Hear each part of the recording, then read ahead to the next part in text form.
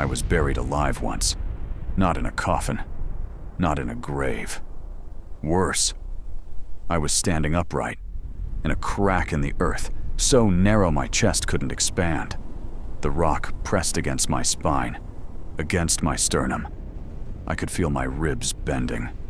And that's when I realized no one knew where I was. The earth doesn't care about your plans, your flashlight, your rope, your training.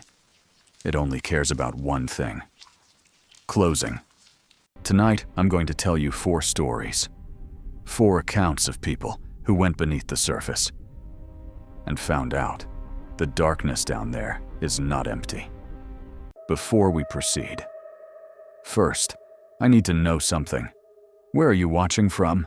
What time is it on your clock right now? Let me know in the comments. And if you are new here and haven't subscribed yet, please hit that subscribe button, tap the like, and ring that notification bell so you never miss a story that will keep you up at night. Let's begin. Sarah found the bones before I did.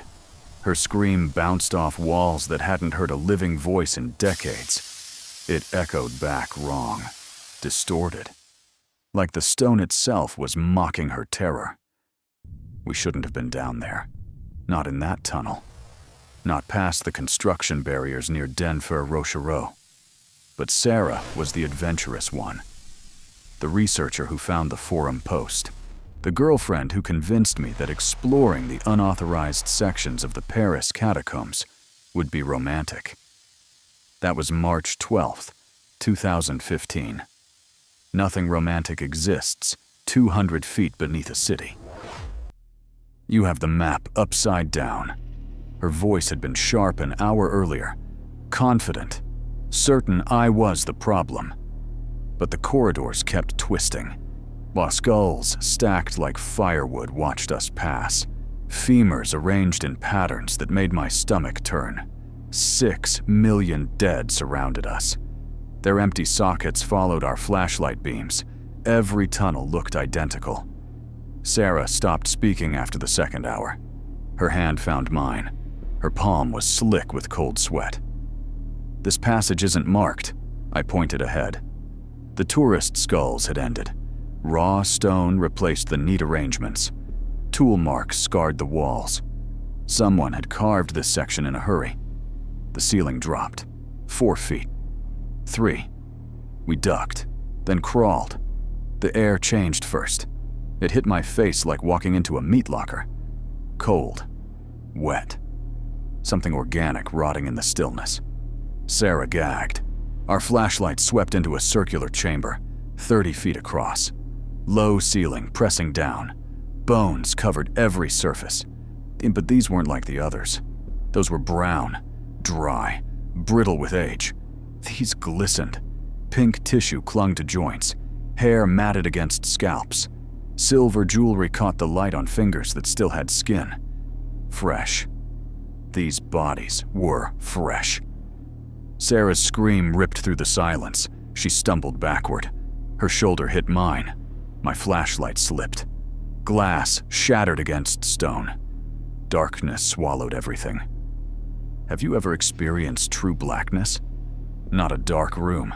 Not a moonless night. I mean darkness so complete it has texture. Weight. It presses against your open eyes until you question whether you've gone blind. That's what found us. The backup! My voice cracked. Sarah, the backup light! I heard her fumbling. Zipper grinding. Plastic scraping plastic. Then I heard something else. Shifting gravel. Not from Sarah's direction. From across the chamber. From the bone pile. Something was dragging itself toward us. No mistaking the sound. Weight redistributing. Wet surfaces sliding against each other. Fast. Too fast for something that should be dead. 5 feet away. The scraping stopped. Heat washed over my face. Warm air pushed against my skin. Something was exhaling. Right in front of me. Sarah screamed again. Click. Weak yellow light exploded from the backup lamp. My eyes burned. Adjusted. The chamber stood empty. no figure, no shape, nothing standing before us. But the bone pile had changed. Drag marks carved through the remains. A path led to a crack in the far wall, 8 inches wide, disappearing into deeper darkness. Sarah grabbed my arm hard enough to bruise. "It went through there!" Her whisper shook. "Something that big. It went through there." We ran. I don't remember choosing our path, don't remember the turns we took. Some part of my brain had disconnected. Survival instinct took over. Sarah's hand stayed locked in mine the entire way. Gray light appeared, dawn filtering through a crack near Montparnasse Cemetery. We emerged, gasping, choking on clean air that burned after hours of death. The police dismissed our report. Urban explorers making up stories, looking for attention. But 3 weeks later, a recovery team found what we'd discovered. 7 bodies. 1 woman missing since 2008. A man gone since 2001. Others they couldn't identify. The official report called it an illegal dumping site. They never explained the drag marks, never mentioned the crack in the wall, never addressed the scratches on the stone, hundreds of tally marks, counting something, keeping track. Have you ever tried to inhale and failed? Not held your breath, not choked on water. I mean physically attempted to expand your lungs and felt the universe say no. That's how I learned what it means to be truly trapped. Southern Utah, November 5th, 2011. A slot canyon that survey teams had marked impassable in 1987. Nobody had pushed past the 400-foot marker. The passage narrowed too severely. The ceiling dropped too low. I wanted to prove them wrong. 15 years of caving had made me confident. Technical descents, multi-day expeditions, passages so tight my helmet scraped both walls. I'd conquered them all, but I'd never gone alone. Not until that morning. The canyon swallowed me slowly. Walking became crouching. Crouching became crawling. At 410 feet, my belly pressed flat against cold mud. My elbows dragged me forward, inch by agonizing inch. Then I found it. A vertical crack in the earth, maybe 10 inches wide at the top, 8 at the bottom, dropping 15 feet into darkness below. The trick is total exhalation. You compress your ribcage until nothing remains. Empty yourself completely. Then slide through before your body demands air. I positioned myself, feet first, arms above my head, exhaled everything I had, and dropped. Stone scraped flesh from my shoulders. My shirt bunched under my armpits. The rock didn't care. It pressed against my sternum, compressed my spine. Then I stopped. Wedged. Diaphragm pinned between 2 surfaces that had existed for 60 million years. Surfaces that wouldn't yield for anything as insignificant as a human life. My chest pushed against rock. The rock ignored it. Half an inch of expansion, no more. Stars exploded behind my eyes. Carbon dioxide accumulated in my blood. My vision pulsed at the edges. Okay. My voice came out thin, strangled. Okay. Think. I tried pushing upward. My arms had no leverage. My feet dangled in open air. Nothing to brace against. Reality crashed over me like cold water. I was stuck. Nobody knew my location. My truck sat 3 miles away. My emergency contact wouldn't expect my call for another 48 hours. I was going to die in this crack in the earth. My headlamp pointed downward. A small chamber waited below, 8 feet across, a pool of dark water at the bottom. The water was rising, half an inch every few minutes, groundwater seeping through invisible cracks, filling the chamber with patient inevitability. I calculated quickly.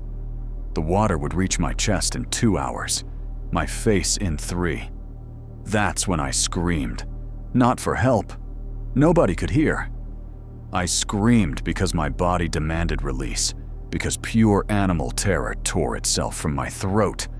The water climbed, touched my toes first. Electric cold shot through my nervous system, my ankles submerged, then my calves. I thrashed, tried to rock myself loose. Stone scraped ribbons of flesh from my back. Warm blood ran down my spine and disappeared into the rising darkness below. That's when I felt the hand. Cold. Impossibly cold. Wrapping around my left ankle beneath the waterline. My first thought was debris. A branch. Waterlogged fabric. But debris doesn't have 5 distinct fingers. Debris doesn't squeeze with deliberate pressure. Each digit pressed into my Achilles tendon individually, testing my resistance, seeing if I would move. I couldn't turn my head. The rock held me in place. I could only point my light downward. The water was black, opaque. I couldn't see what waited beneath the surface, but I could feel it. The hand pulled, gently at first, then harder. My chest scraped against stone. Fresh agony exploded across my torso. My wheezing became thin gasps. Not enough air. Not nearly enough. Then it released. 10 seconds passed.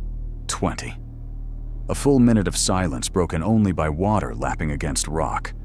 I almost convinced myself I'd imagined it.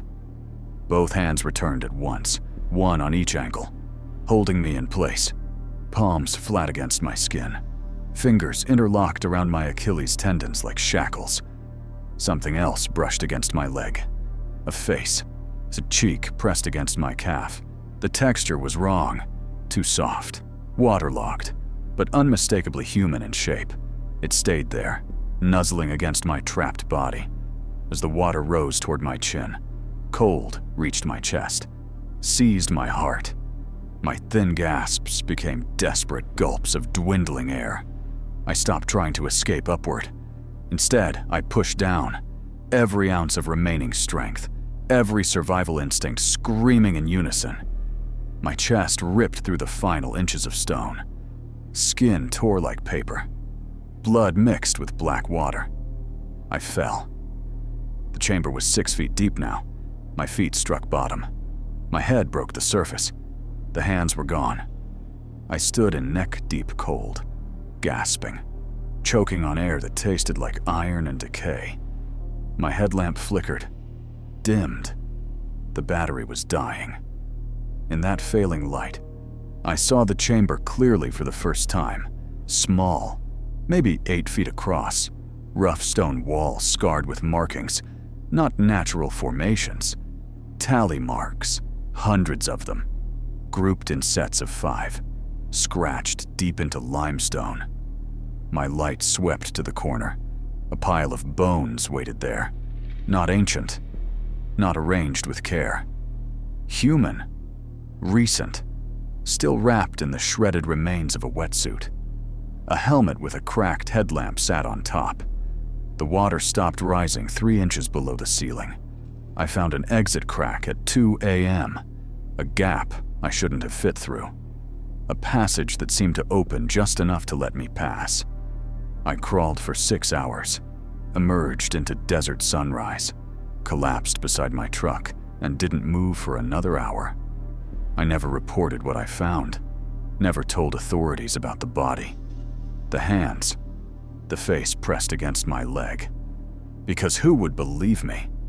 But I know something remains trapped down there, in the dark, in the rising water. Metal screamed before it died.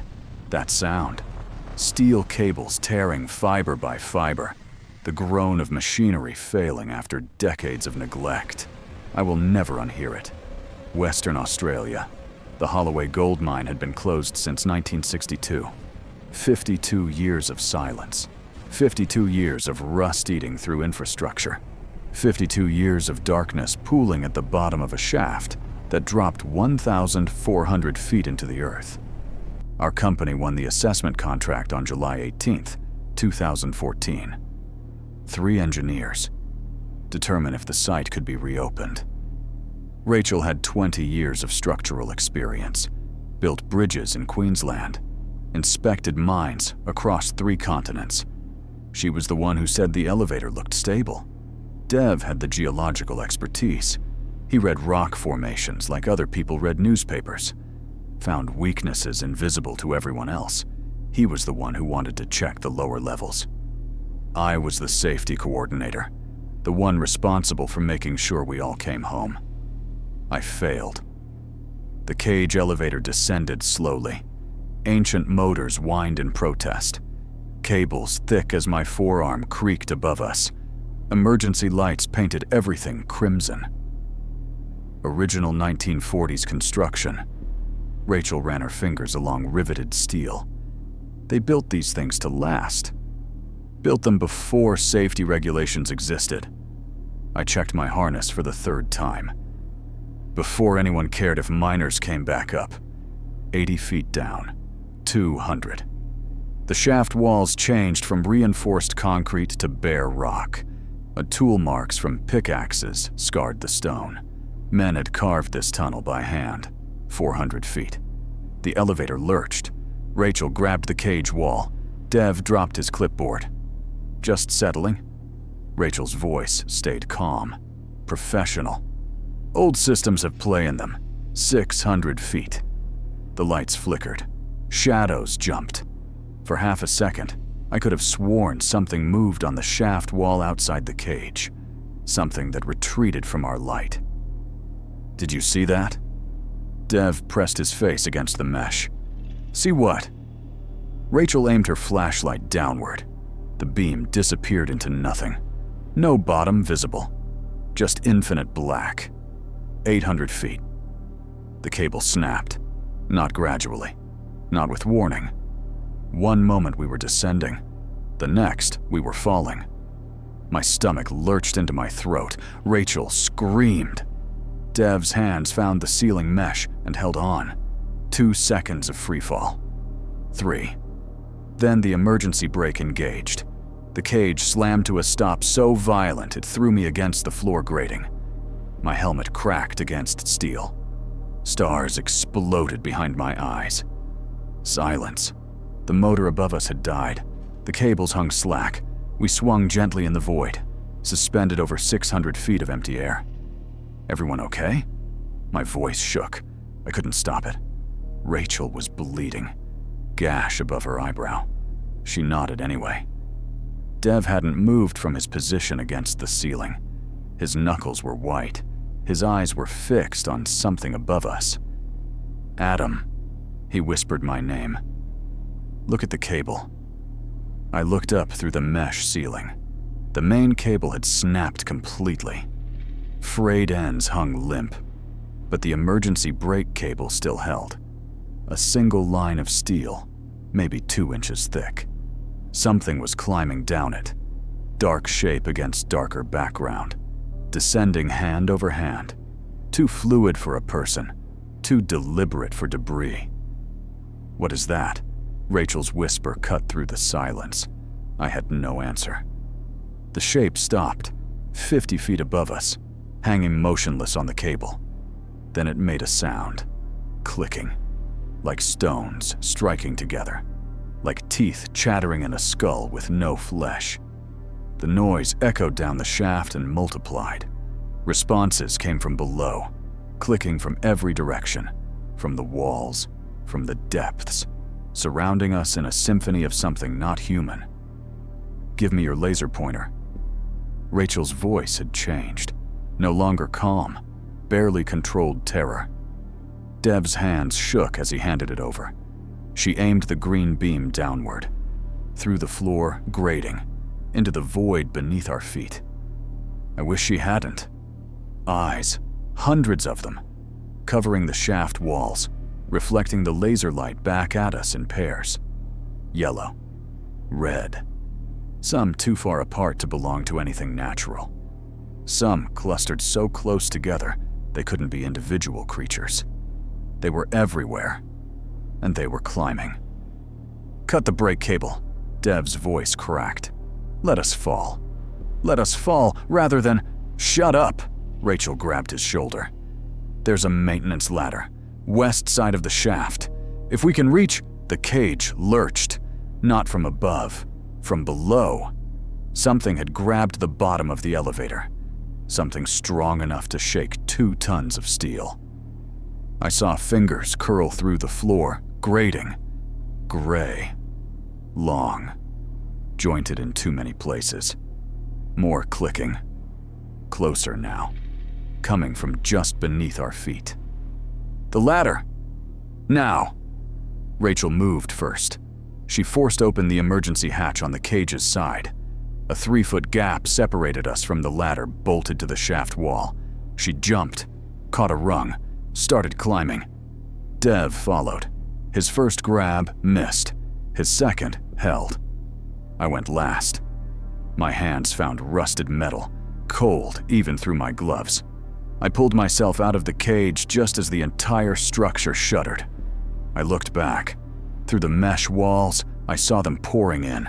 From above, from below. Gray shapes with too many limbs. Faces that weren't faces. Mouths that opened sideways. The clicking became deafening. We climbed. I don't know how long. Minutes. Hours. My arms burned. My hands bled through torn gloves. Rachel stayed ahead. Dev stayed behind me. I could hear him wheezing, gasping for air in the thin atmosphere. The shaft walls stayed covered in eyes, watching us, tracking our progress. But nothing attacked.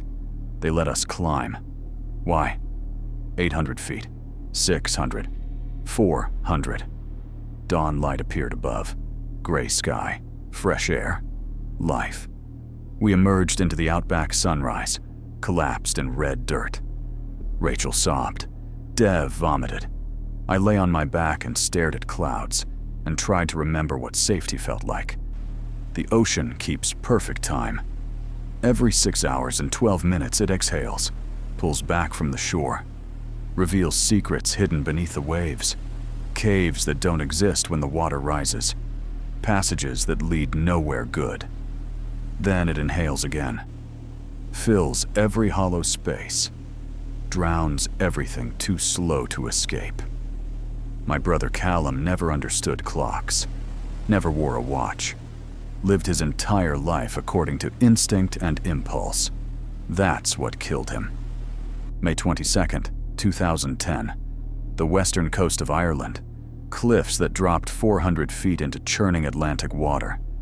Caves carved by 10,000 years of relentless waves. Callum found the entrance at low tide, a gap in the cliff base, barely visible unless you knew exactly where to look. Come on, Adam. He was already wading through knee-deep water. We've got 3 hours before it fills again.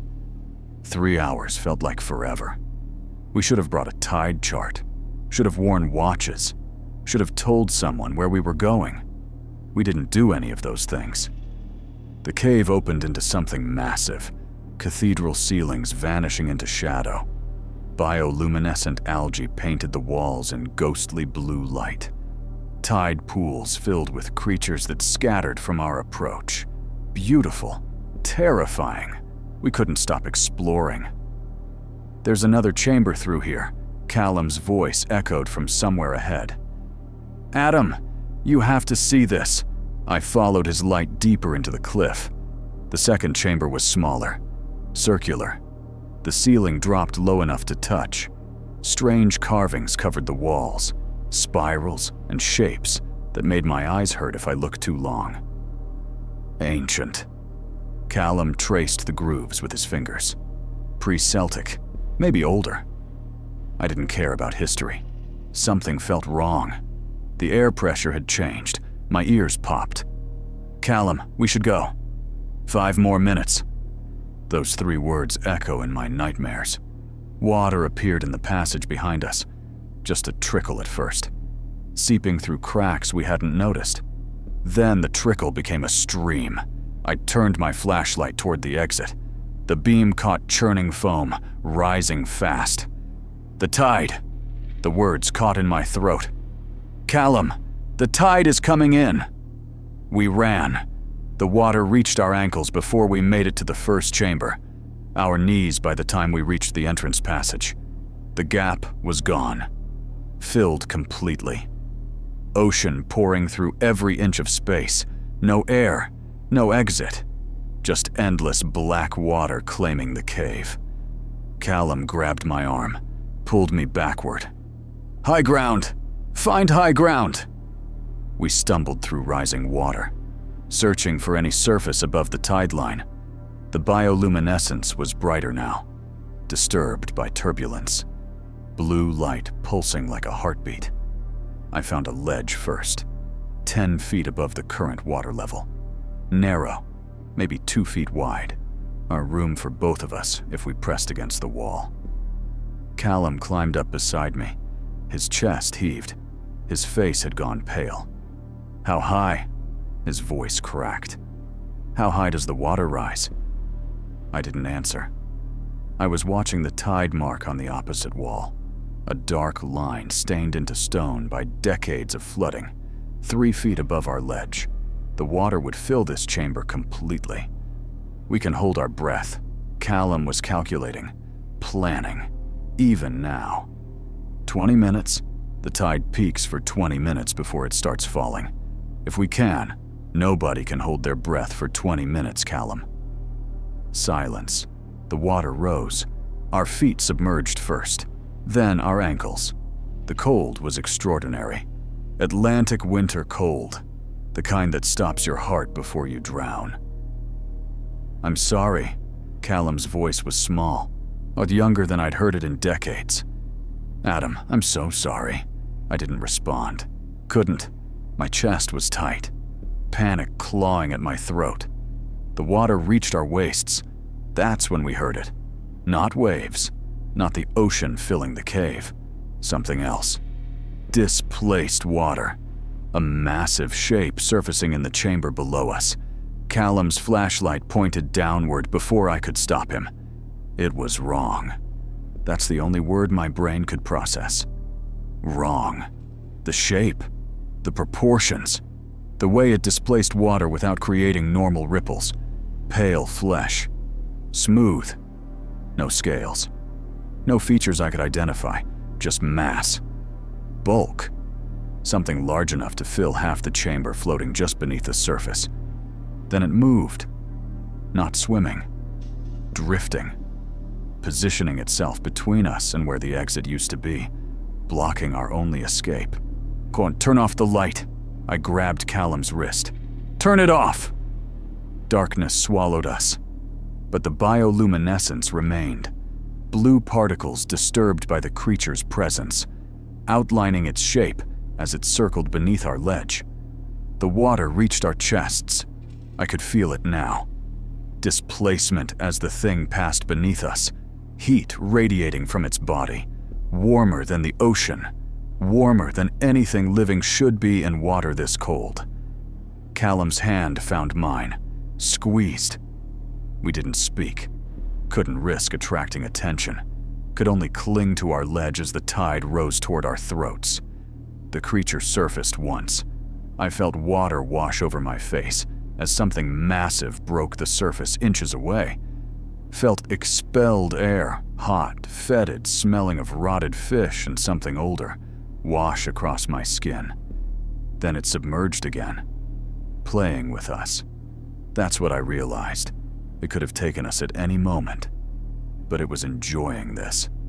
The water reached my chin.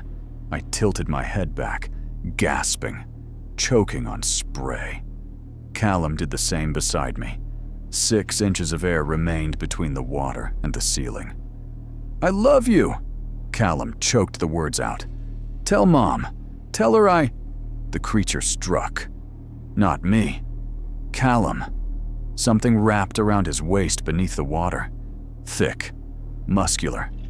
I felt his hand ripped from mine with force that nearly dislocated my shoulder. He screamed. The sound cut off as he went under. Blue light exploded beneath the surface. Bioluminescence disturbed by violent motion. I saw shapes, limbs, my brother's body twisting, fighting. Then nothing. The water peaked 2 inches below my nose. I pressed my face against cold stone ceiling and gasped thin air for 17 minutes. The creature never returned. When the tide dropped, I searched the entire cave system. Every chamber, every passage, every pool. No body, no blood, no sign Callum had ever existed. Just those spirals on the walls, those ancient carvings. I've had them analyzed since, shown photographs to archaeologists, historians, experts in pre-Celtic Irish culture. Nobody can identify them. But one researcher, an old woman in Cork who studies folklore. She looked at my photos and went pale. Offerings. She whispered the word. These marks are tallies, recording offerings. Your brother wasn't the first. I asked her what the carvings meant, what lived in that cave. She closed my folder, handed it back, refused to say another word. Those were true nightmares, from people just like you, people who went down and barely came back up. But wait, before you go, let me teach you something that might save your life. The rule of 3. 3 sources of light. Minimum. Because 1 will fail. 2 might fail. 3 keeps you alive. Never explore alone. Ever. John Jones entered Nutty Putty Cave in 2009 with a partner. Still died. Wedged headfirst in a 10-inch gap. Rescue teams worked 27 hours. Couldn't pull him out. His body remains sealed inside that cave today. He had help, still wasn't enough. So here's what matters. Tell someone where you're going. Bring 3 lights. Check tide charts. Know your exits. And understand this. Underground, nobody hears you scream. Your phone has no signal.